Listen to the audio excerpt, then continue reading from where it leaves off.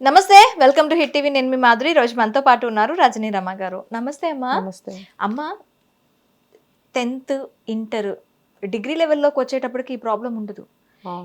ఈ ఎగ్జామ్స్ రాస్తున్నారు పిల్లలు అనంగానే స్కూళ్ళ యాజమాన్యం అలాగే తల్లిదండ్రులు పిల్లలు స్ట్రెస్లోకి అలా కూరుకుపోతూ ఉంటారు. ఈ 10th ఇంటర్ ఎందుకు ఇంత బర్డెన్ అయిపోతున్నాయి? మొదటి క్లాసులకు కూడా అంత బర్డెన్ ఉండదు. అలాగే కొంచెం డిగ్రీకి వెళ్ళి మాస్టర్స్ వైపు వెళ్ళి అసలు వాళ్ళ ఆలోచనే ఉండదు. ఎందుకు ఇక్కడికి వచ్చేటప్పటికి వాళ్ళలో ఆ కంప్లీట్గా డిప్రెషన్ ఎక్కువైపోయి స్ట్రెస్ ఫీల్ అయిపోయి మాకు ఇంత పర్సంటేజ్ కావాలి, అంత పర్సంటేజ్ కావాలి, పర్సంటేజ్లు వెంట వెళ్ళి అసలు ఉన్న నాలెడ్జ్ని కూడా పోగొట్టుకొని ఎందుకు తయారవుతున్నారు? ఇప్పుడు రిజల్ట్స్ వస్తున్నాయంటే భయం వేస్తుంది. ఎక్కడ మళ్ళీ పలానా చోట 2 మార్కులు తక్కువ వచ్చాయనో 1 మార్కు తక్కువ వచ్చిందనో సూసైడ్స్ చేసుకుంటారు. ఇది గనక ఫెయిల్ అయితే లేదంటే మంచి మార్క్స్ రాకపోతే నెక్స్ట్ ఏంటంటే మనం ఇంటర్మీడియట్లో తీసుకోబోయే సబ్జెక్టు మీద మన ఫ్యూచర్ లైఫ్ డిపెండ్ అయి ఉంటుంది. కాబట్టి ఇప్పుడు ఇంట్లో పేరెంట్స్కి కోరికలు ఉంటాయి. పిల్లల యొక్క తెలివితేటలు సామర్థ్యం గురించి వాళ్ళు ఆలోచించరు అంత ఎక్కువగా. చాలా తక్కువ మంది ఆలోచిస్తారు. సాధారణంగా అయితే మా అబ్బాయి ఇంజనీర్ అయిపోవాలి, డాక్టర్ అయిపోవాలి, ఇంకోటి అయిపోవాలి, సీఏ అయిపోవాలి అనుకుంటారు. మరి ఆ తెలివితేటలు పిల్లవాళ్ళు ఉన్నాయా లేదా అనేది ముందుగా ఆలోచించరు. తర్వాత వస్తే రావచ్చు ఆలోచన, కానీ ముందైతే ఆలోచించరు. అది పిల్లల మీద పెడతారు, నువ్వు ఇది అవ్వాలి అది అవ్వాలి. ఫర్ ఎగ్జాంపుల్ వాళ్ళ ఫాదరో మదరో ఎవరైనా ఆ ప్లేస్లో ఉన్నారనుకోండి, సీఏ అయి ఉండొచ్చు, ఒక డాక్టర్ అయి ఉండొచ్చు. అలాంటప్పుడు నువ్వు కూడా ఇది అవ్వాలి, నా నా నా వారసత్వం నువ్వు తీసుకోవాలి అని వాళ్ళ మీద ప్రెషర్ పెడతారు. ఆ అబ్బాయికి తెలివితేటలు ఉన్నా కూడా ఆ సబ్జెక్ట్ మీద ఇంట్రెస్ట్ లేదనుకోండి, వాడు చదవబుద్ధి కాదు, ఇంట్రెస్ట్ లేదు, ఏముంది ఇందులో చిచ్చి అచ్చా అనుకుంటుంటాడు. అదే కానీ ఆ సబ్జెక్ట్ మీద ఇంట్రెస్ట్ ఉంటే బాగా చదవడానికి ఇష్టపడతాడు. అవును, ఇది తల్లిదండ్రులు గ్రహించి వాళ్ళకి ముందు నుంచే చెప్తూ ఉండాలి. 9th క్లాస్ నుంచి కూడా మెల్లగా ఖాళీ దొరికినప్పుడల్లా మాట్లాడుతూ ఉండాలి. నీకు ఏ సబ్జెక్ట్ అంటే ఇష్టము, ఏ సబ్జెక్ట్ నీకు ఈజీగా అనిపిస్తుంది, ఏ సబ్జెక్టు తీసుకుని నువ్వు ముందుకి చదవాలనుకుంటున్నావు లాంటివి ప్రశ్నలు వేయాలి. ఒకవేళ అతని ఇంట్రెస్ట్ ఏదైనా చెప్పినట్టయితే 2-3 సార్లు అడిగి కన్ఫర్మ్ చేసుకుని తనని అటువైపుగా మౌల్డ్ చేయాలి. అంతేగాని చిచ్చి నువ్వు ఇది అనుకుంటే దేనికి పనికిరావుది, నువ్వు ఇదే తీసుకోవాలి, ఇదే చదవాలి, మా వారసత్వం కూడా తీసుకోవాలి, లేకపోతే మన ఇంట్లో అందరూ అదే, నువ్వు కూడా అదే చేయాలి, ఇలా అన్నారనుకోండి, ఈ అబ్బాయికి లోపల నుంచి మనసు వ్యతిరేకిస్తూనే ఉంటుంది. ఇంట్రెస్ట్ లేకపోతే. ఇంట్రెస్ట్ ఉందనుకోండి, దాని వాల్యూ తెలియకుండా చదువుతున్నాడు అనుకోండి, వీళ్ళు ఇలా చెప్పినందువల్ల ఆ అబ్బాయికి వాల్యూ తెలిసి అప్పుడైనా ఇంట్రెస్ట్ పెంచుకుంటాడు. ఇక్కడ ఇంకొకటమ్మా, మనకి 9th క్లాస్ నుంచి ఇంటర్మీడియట్ నేను ఎక్కువగా అబ్జర్వ్ చేసింది ఏంటి అంటే హార్మోనల్ చేంజెస్. అవును, పిల్లలు ఖచ్చితంగా వాళ్ళ బాడీలో వస్తున్న చేంజెస్నే వాళ్ళు అయోమయంగా ఉంటారు. ఇలాంటి టైంలో వాళ్ళకి ఒక చదువు అనేది ఒక బర్డెన్గా, లేదు అంటే చదువు అనేది ఒక అదే లైఫ్ అనేట్టుగా ఉంటే ఈ హార్మోనల్ చేంజెస్ ఏమైనా వాళ్ళ బాడీ మీద నిజంగా ప్రభావం చూపించే అవకాశాలు ఉంటాయంటారా? ఎందుకంటే హార్మోనల్ చేంజెస్ మన మెంటల్ స్ట్రెంత్ మీద కూడా ఆధారపడి ఉంటాయంటారు. సో ఈ హార్మోనల్ చేంజెస్తో ఈ మెంటల్ ఎబిలిటీని కంట్రోల్ చేసుకుంటూ ఇటు బర్డెన్ని, అటు స్ట్రెస్ని, అలాగే ప్రెషరు, డిప్రెషన్ని ఎలా వాళ్ళు ఓవర్కమ్ చేయగలరు? అసలు ఇలాంటి సిచ్యువేషన్స్లో ఒకవేళ పేరెంట్స్ నువ్వు ఇలాగే చదవాలి, నువ్వు ఇంతే చదవాలి అన్న స్ట్రెస్ మీకు స్కూల్ నుంచి కానీ పేరెంట్స్ నుంచి కానీ వచ్చిందనుకోండి, వాళ్ళు ఎలా ఫీల్ అవుతారు? వాళ్ళ ఫీల్ ఎలా అవుతారనేది పక్కన పెడితే అది చాలా వాళ్ళ క్రిటికల్ కండిషన్ అని చెప్పుకోవాలి. వాళ్ళకి చాలా క్రూషియల్ అంటారు కదా, వాళ్ళు దాంట్లో నుంచి ఎలా బయటపడాలో తెలియని వయసు అది. అసలు ఆ చేంజెస్ వస్తున్నాయని కూడా, ఎందుకు వస్తున్నాయని కూడా వాళ్ళకి తెలీదు. ఏంటి ఇలా జరుగుతుంది, ఏదో చేంజ్ వస్తుంది అనుకుంటారే కానీ పొడుగవటం అనేది వాళ్ళకి ఓహో మనం పెద్దవాళ్ళం అవుతున్నాం పొడుగవుతున్నాం అని మాత్రం తెలుస్తుంది. మిగతా వాళ్ళకి అర్థం కావు.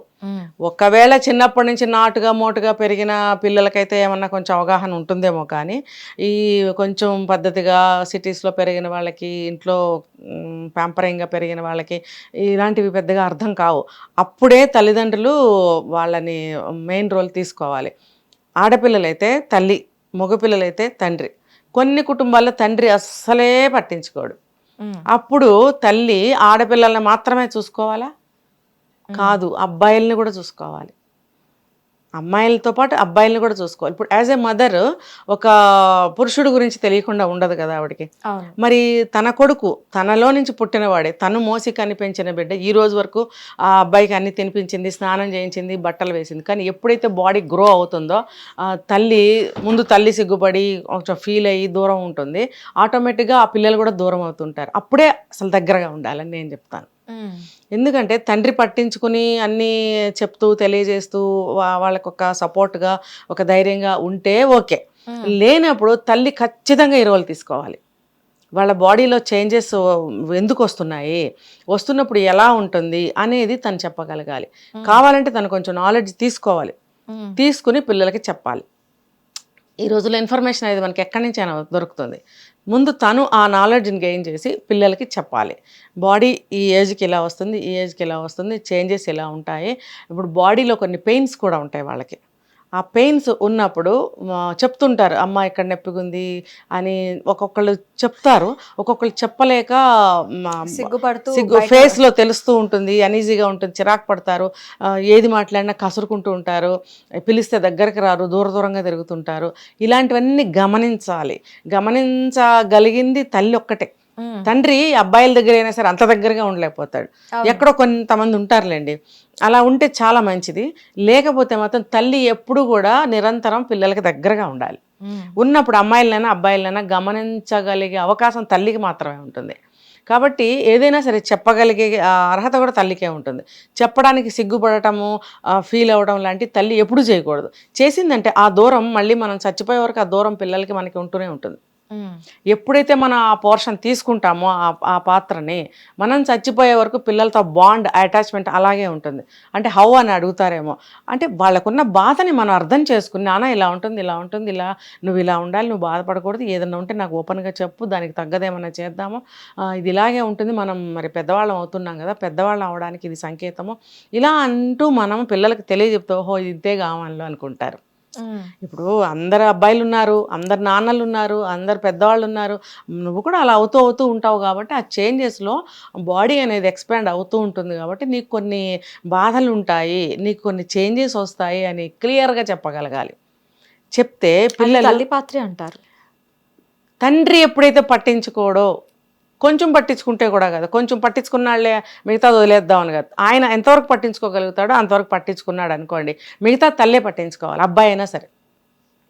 ఓకే, అంతే. వాళ్ళకి తెలియచెప్పాలి ఎలా ఉండాలి, పర్సనల్ క్లీనింగ్ నేర్పాలి, పర్సనల్ అంటే ఏదైనా సరే హైజెనిక్గా ఉండటం, ఎట్లా బిహేవ్ చేయాలి, నువ్వు ఎట్లా ఫీల్ అవ్వాలి, కొన్ని కండిషన్స్లో నీకు మానసికంగా ఎలా అనిపిస్తే నువ్వు ఎలా ఉండాలి అనేది as a women, as a girl, ఆమె ఆ చిన్నప్పటి నుంచి ఎలా తను భరించినవి తను భరిస్తూ వచ్చింది. కాబట్టి మేల్ ఫిమేల్ డిఫరెన్సే కానీ బాడీలో కొన్ని బాధలు కామన్గా ఉంటాయి. ఆ ఏజ్ నుంచి దాటి వచ్చినప్పుడు లేడీస్కి కూడా కొన్ని బాధలు ఉంటాయి.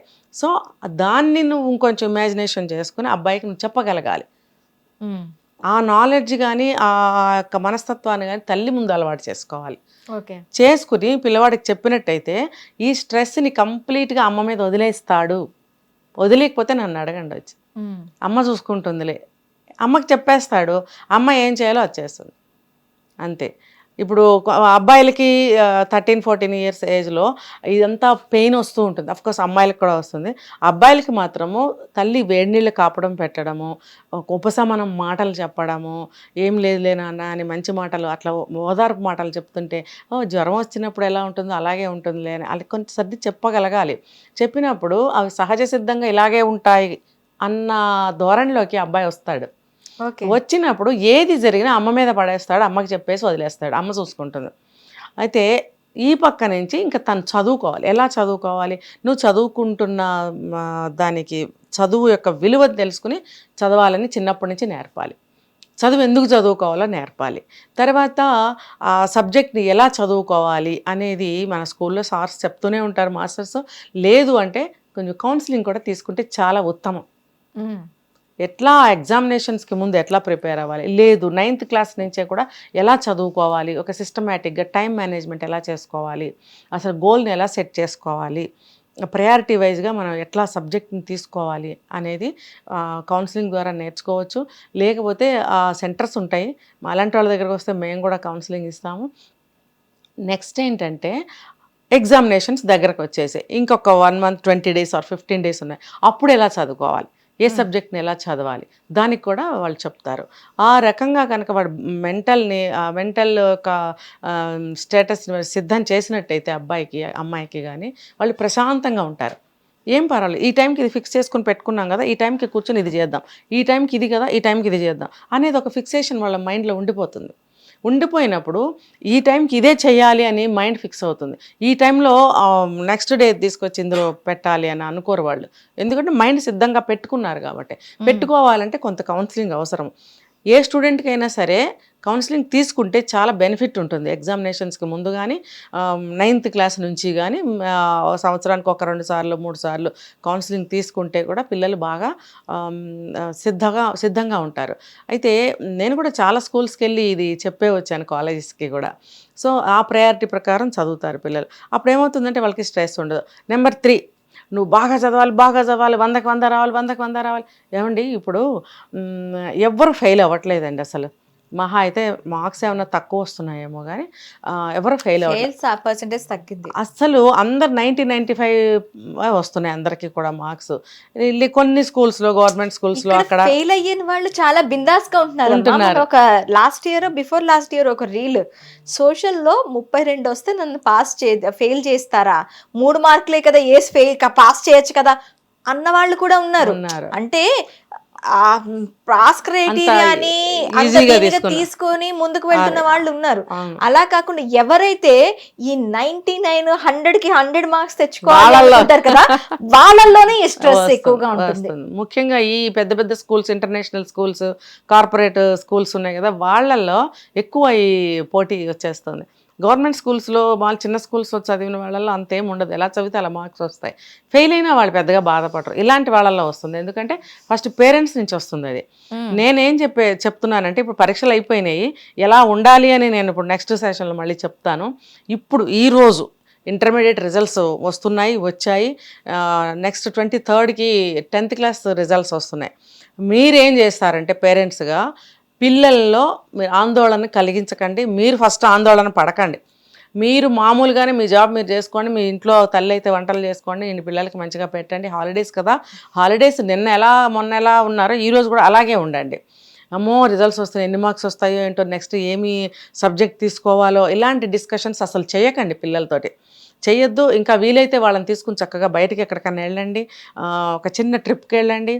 లేదు ఏదన్నా ఎంజాయ్ చేయాలంటే మీకు చాలా ఉన్నాయి, హోటల్స్ అని, తర్వాత పార్కులని, ఇలాంటివి ఏవేవో ఉంటాయి కదా.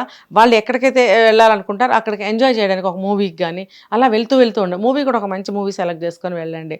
లేదు ఇంట్లో అందరూ కూర్చొని టీవీలో ఏదైనా మంచి మూవీ చూడండి, ప్రోగ్రామ్ చూడండి, ఎంజాయ్ చేయండి. వీలైతే చుట్టాలింటికి వెళ్ళిరండి. వెళ్ళినప్పుడు ఏమవుతుంది, వాళ్ళ మైండ్లో రిజల్ట్స్ వస్తున్నాయనే విషయం ఉండదు.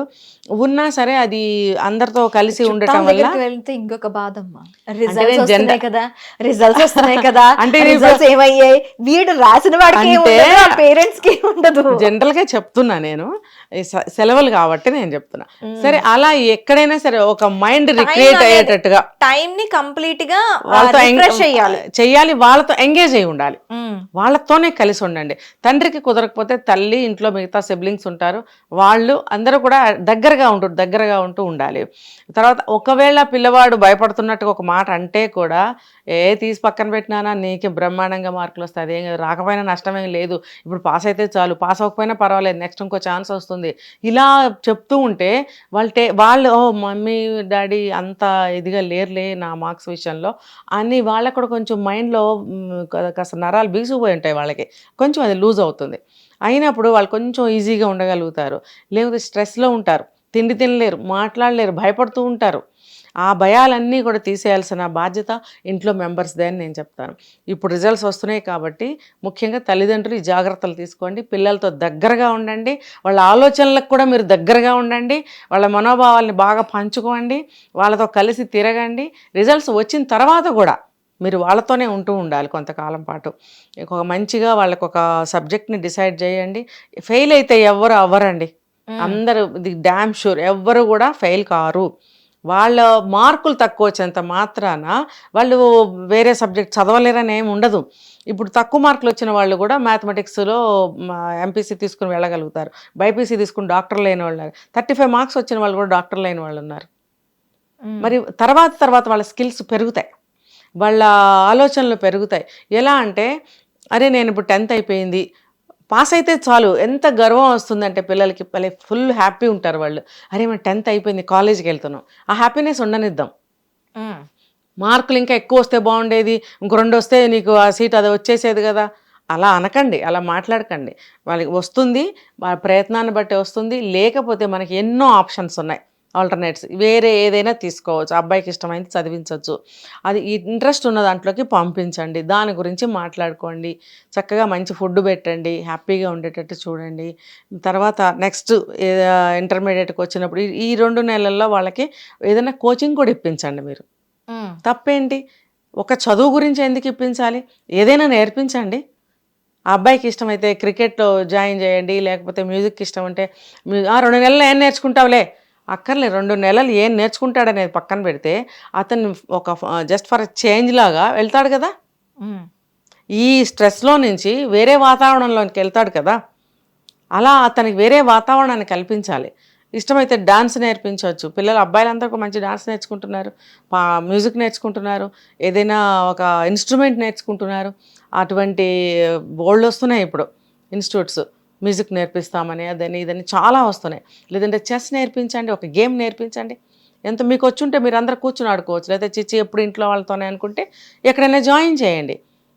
ఇప్పుడు రామకృష్ణ మిషనరీ ఇవి ఉన్నాయి మఠాలు, అక్కడ సమ్మర్ క్యాంప్స్ జరుగుతూ ఉంటాయి, ఒక 15 days 20 days 1 month జరుగుతూ ఉంటాయి బ్యాచ్ వైజ్గా. అక్కడ జాయిన్ చేయండి, అసలు లైఫ్కి కావాల్సిన వాల్యూస్ అన్నీ కూడా నేర్పుతారు అక్కడ. ఒక్క 15 days మీరు జాయిన్ చేయండి, ఫ్రీ, మీరేం డబ్బులు కట్టక్కర్లేదు. చక్కగా రోజు మీరు కూడా వెళ్ళొచ్చు, పేరెంట్స్ వెళ్ళండి, వెళ్ళి చక్కగా అక్కడ అన్ని అటెండ్ ఒక మార్నింగ్ ఒక 1 hour 2 hours ఉంటుంది, అందరూ వెళ్ళండి. ఒక ఫాదర్కి వీలు కాకపోతే మదర్ వెళ్ళండి, అక్కడే మీకు బ్రేక్ఫాస్ట్ కూడా పెడతారు, అక్కడ తినండి. పిల్లల్ని అక్కడ జాయిన్, మీకు కూడా మైండ్ ఎంతో బ్రాడ్ అవుతుంది, మన ఆలోచనలు మారుతాయి, మన ఒపీనియన్స్ మారుతాయి, ఎంతో ఆత్మస్థైర్యం వస్తుంది ఆ మాటలతోటి వింటే. సో ఇలాంటివి ఎన్నైనా చేయొచ్చు. అంతే ఇంట్లో కూర్చోబెట్టి ఎక్కడికి వెళ్ళకు, రిజల్ట్స్ వస్తున్నాయి, వాళ్ళు అడుగుతారు వీళ్ళు అడుగుతారు. ఇందాక మీరు అన్నారు కదా చుట్టాలు, నన్ను అడిగితే అలాంటి చుట్టాలకి అలాంటి వాళ్ళకి ఎదురెళ్ళమని చెప్తా నేను. ఎందుకనంటే ఎరా ఏమ్మా రిజల్ట్స్ వస్తున్నాయిగా, ఎలా రాసావు, హోప్ ఉందా అన్నా అనుకో, నాకెందుకు హోప్ లేదు అన్నట్టు మనం ఉండాలి. కానీ నాకే ఫస్ట్ మార్క్ వస్తుంది అన్న ధీటుగా జవాబు చెప్పగలగాలి. కానీ అమ్మో భయపడిపోయి ఆయన అడుగుతాడని చెప్పి దాక్కొని బయటకు వెళ్ళి కూర్చోవడము, లేకపోతే టీవీ చూస్తూ కూర్చోవడం, మూలకెళ్ళి దాక్కోవడము, ఏడుస్తూ కూర్చోవడం అసలు చేయకూడదు. అలా అడిగే వాళ్ళకి ప్రతిరోజు ఎదురెళ్ళమని చెప్తాను నేను, అది ఒక ఇన్స్పిరేషన్గా తీసుకోండి. కొంతమంది అంటారు, నువ్వు ఆ మధ్య అసలు బాగా చదవలేదు, మీ నాన్న చాలా దిగులు పడ్డాడు, మరి ఇలా అయితే ఎట్లా రా, ఏం బాగుపడతావురా నువ్వు అని కొంతమంది పెద్దవాళ్ళు పిచ్చి పిచ్చిగా మాట్లాడతారు. అసలు ఆ రోజు వెళ్ళి అప్పుడు ఎదుర్కోకుండా వాళ్ళని ముందు నుంచి ఎప్పుడు కలుస్తూ ఉంటే కనుక అలాంటి వాళ్ళని ఎక్కువగా ఎదుర్కోండి అని చెప్తాను నేను.